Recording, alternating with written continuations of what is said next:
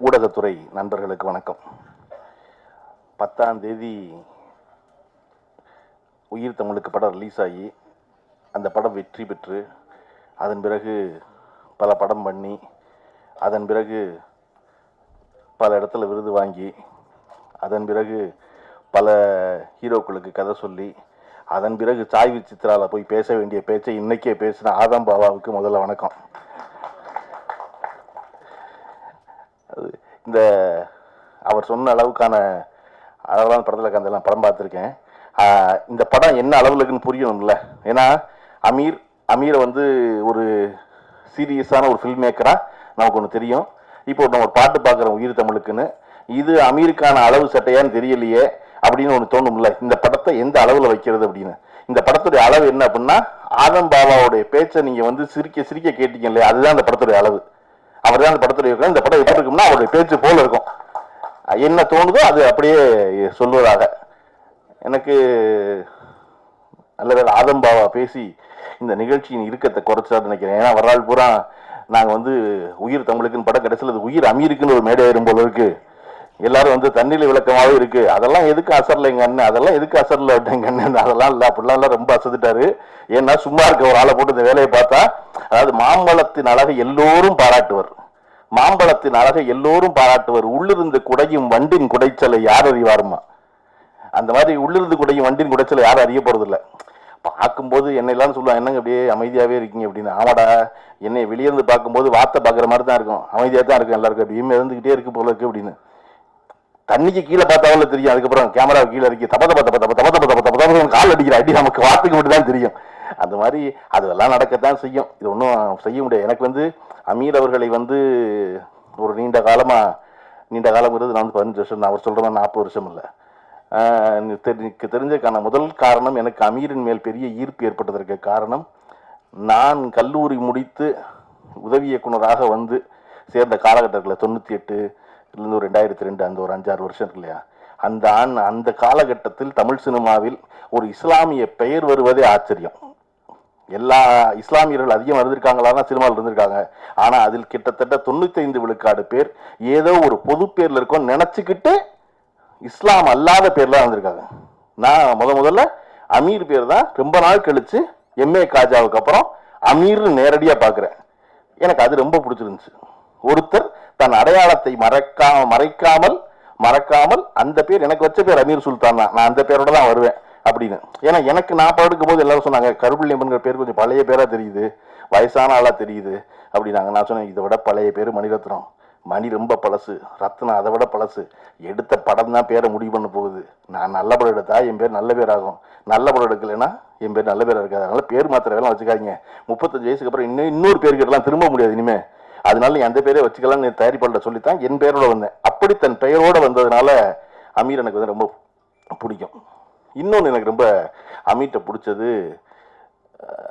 எந்த நேரம் எந்த காலம் எதுவாக இருந்தாலும் நீங்க அமீருக்கு ஒரு தொலைபேசியில கொஞ்சம் கேவலம் ஒரு குரல்ல பேசுனீங்கன்னா அடுத்த அரை மணி நேரத்தில் நீங்க இருக்கிற இடத்துல நிற்பாரு. என்னவோ ஒரு தேவையில்ல பேசுறான், அவன் என்னன்னு தெரியல, அவன் சொல்லல அதை. ஆனா அவன் எதையோ ஒண்ணு வேண்டான், ஏதோ ஒன்று விரும்புறான். நம்ம பக்கத்தில் போய் இருந்தால் நல்லா இருக்கும் அப்படின்னு நினைச்சு வருவது இருக்கு இல்லையா, அது நான் அவர்கிட்ட கற்றுக்கிட்ட குணம். நான் இன்னைக்கும் ராத்திரி 12 மணிக்கோ 2 மணிக்கோ யாரோ ஒருத்தர் ஃபோன் பண்ணி குரல் லேசாக உடஞ்சிச்சுன்னா பரவாயில்லன்னு எந்திரிச்சு உடனே அவரை பார்க்க போயிடுறேன். ஏன்னா மனித மனம் மிக மிக எளிமையானது, அதே சமயம் அந்த மனம் அவ்வளவு சிக்கலானதும் கூட.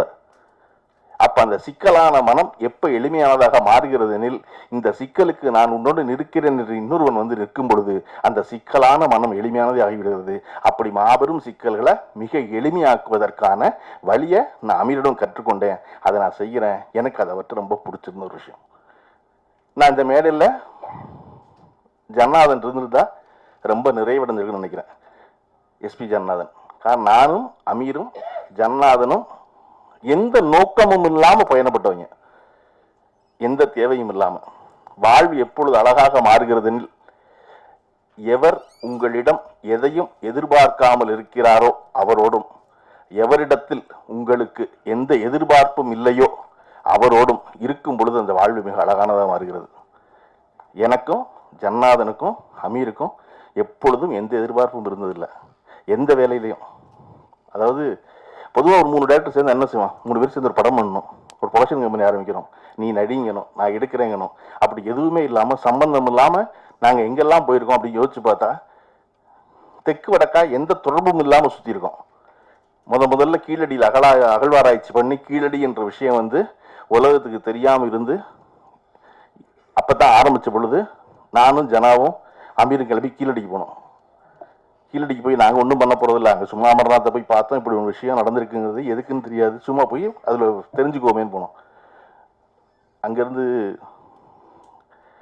ஒரு நாள் வந்து ஜன்னாதன் திடீர்னு வாங்கப்பா வேலூர் போவோம் அப்படின்னாரு.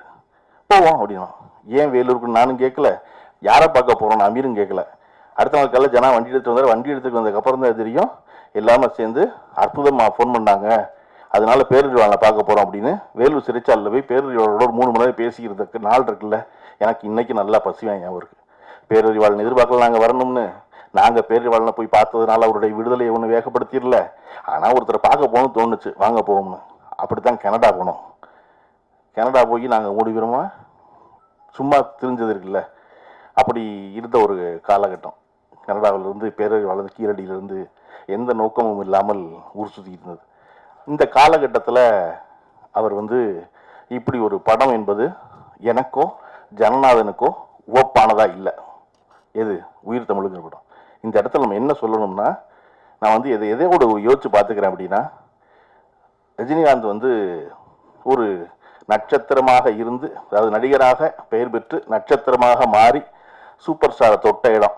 தொட்டுக்கிட்டு இருக்கும் பொழுது பஞ்சர்நாசலம் அவர்கள் வந்து ஒரு கதை சொல்கிறார்.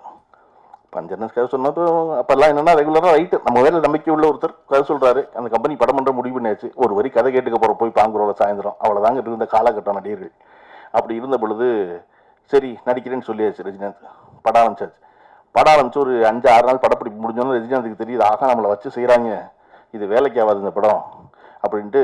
ஆனால் யார்கிட்ட சொல்கிறது, பஞ்சனை தான் நடிக்க சொல்லியிருக்காரு.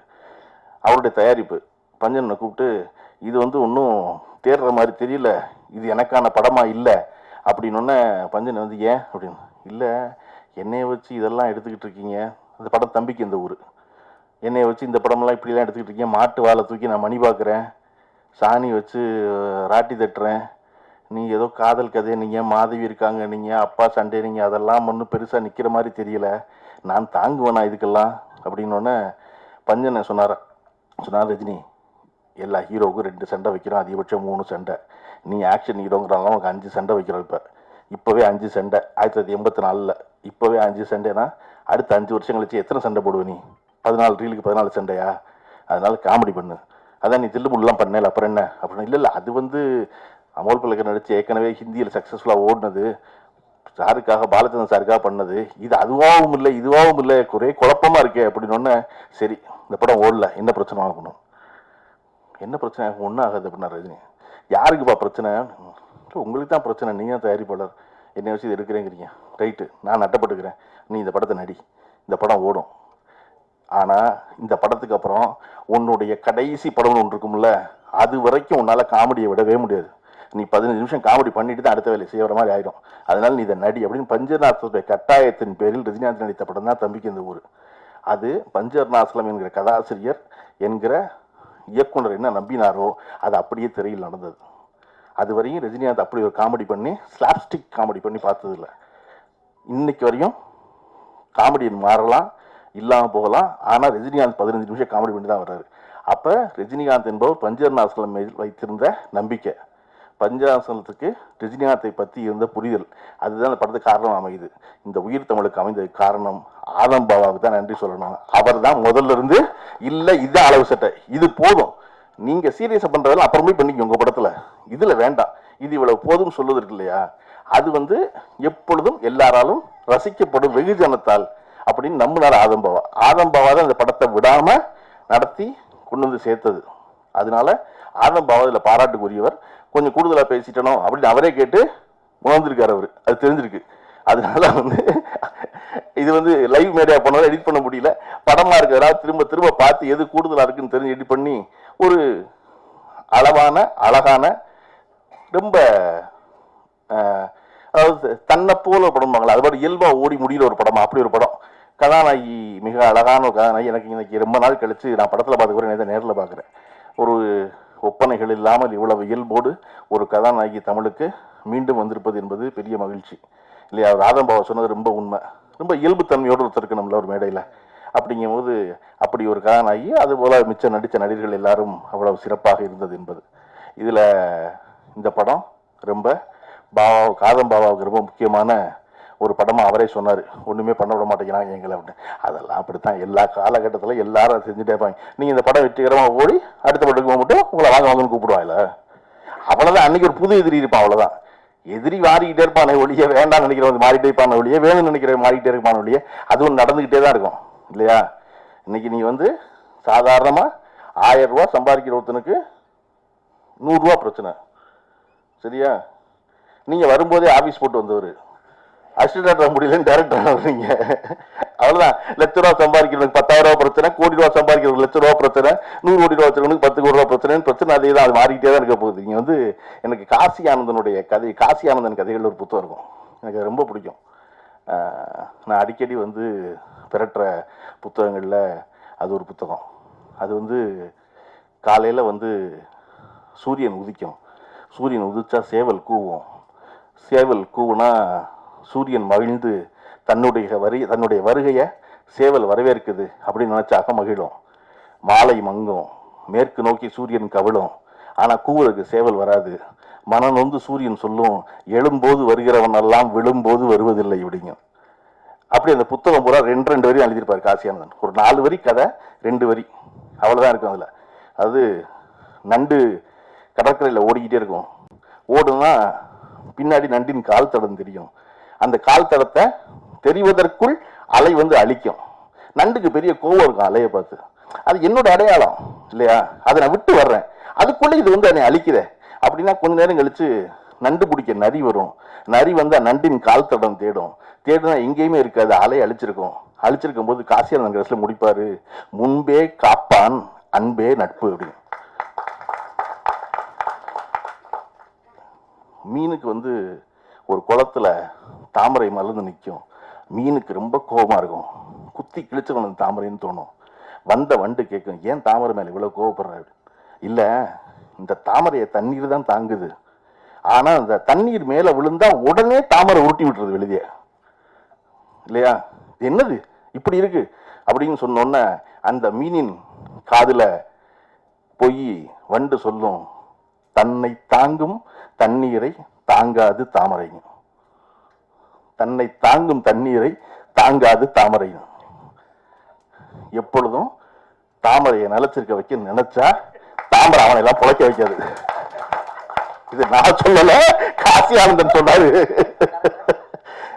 அதை போல இந்த படம் மிக இயல்பாக இன்றைய அரசியலை பேசுகிறது. இது ஒரு 4 வருஷமா எடுத்த படம், 3.5 வருஷம் ஆச்சு. 3 வருஷமா எடுத்த படம் சொல்றது இருக்கு இல்லையா? இந்த படம் இன்னைக்கும் மிக சரியாக இருப்பதற்கான காரணம் நம்ம அரசியல் சூழல் மாறவே இல்லை. நம்ம அந்த விழா தொடங்கும் போது தமிழ்த்தாய் வாழ்த்து பாடணும். தமிழ்த்தாய் வாழ்த்துல ரொம்ப முக்கியமான, நான் ரொம்ப ரசிக்கிற, ஒவ்வொரு தடவையும் நான் வாய் விட்டு பாட நினைப்பதற்கான காரணம் அதனுடைய கடைசி வரி, உன் சீரிழமை திறம் வியந்து செயல் மறந்து வாழ்த்துதுவேன். தமிழ் ரொம்ப பழைய மொழியில, பல்லாயிரம் ஆண்டுல முன்தோன்றிய மூத்த குடியில அது எப்படி இளமையா இருக்க முடியும்? உன் சீர் இளமை திறம் வியந்து செயல் மறந்து வாழ்த்துவேன். தமிழ் கிளவியா இருக்கணும், பல்லு போயிருக்கணும், தோல் சுருங்கி இருக்கணும். ஆனா அது இப்படி இளமையா இருக்கு அப்படின்னா நமக்கு 2000 வருஷத்துக்கு முன்னாடி ஒரு அடையாளம் எடுத்துக்கிட்டோம்னா திருக்குறள். திருக்குறளை ஒரு எல்லாருக்கும் தெரிஞ்ச திருக்குறள் பேசணும்னா, முயற்சி திருவினை ஆக்கும், முயற்றின்மை இன்மை புகுத்தி விடும். இது எழுதி 2000 வருஷம் ஆச்சு. ஆனா இன்னைக்கு கேட்டோம்னா முயற்சி தெரியும், திருவினை பணத்தின, திருனா பணம், திருமகள். முயற்சி திருவினை ஆக்கும், முயற்சி பண்ணா பணம் ஆக்கும். முயற்றின்மை, முயற்சி இல்லைனா இன்மை புகுத்தி விடும், வறுமை உள்ள வந்துடும். 2000 வருஷத்துக்கு கொண்டு வள்ளுவன் எழுதுனது இன்னைக்கு பழனிப்பனுக்கு புரிகிற மாதிரி நேரடியா பேச முடியல வள்ளுவனோட. அதனாலதான் அது உன் சீர் இளமை திறமையந்து செயல்படுந்து வாழ்த்துதுமே. எத்தனை வருஷம் வாங்கலாம், அன்னைக்கு இருக்கிற இளமையா இருக்கிறோம், நீ கான்டாக்ட்ல இருப்ப, டச்ல இருப்ப, அவனுக்கு விளக்குற மாதிரி இருப்ப அப்படின்னு. அப்படி இந்த படம் 3 வருஷம் ஆயிருக்கலாம். ஆனா இந்த உயிர் தமிழுக்குங்கிற படம் இன்றைய அரசியலோட நேரடி கான்டாக்ட்ல உள்ள படம். அதனால ஆதம் பாபா நினைச்ச அவருடைய பெரு வெற்றியை இந்த படம் கொடுத்துடட்டும். கொடுத்ததுக்கு அப்புறம் எப்படி அமீருடைய அலுவலகத்திலையும் பாலாவுடைய அலுவலகத்திலையும் போய் 12 மணி நேரம் காத்திருந்தாரோ, அப்படி இந்த தமிழ் சினிமாவின் உச்ச நட்சத்திரங்கள்கிட்ட போய் மறுபடியும் 12 மணி நேரம் காத்திருந்து ஒரு கதை சொல்லி படம் பண்ற பெரிய தயாரிப்பாளராகவும் ப்ரொடியூசராகவும் ஆகிற வாய்ப்பா இந்த உயிர் தமிழுக்கு ஒரு வழங்கட்டும். குழுவினர் அனைவருக்கும் வாழ்த்துக்கள். நன்றி.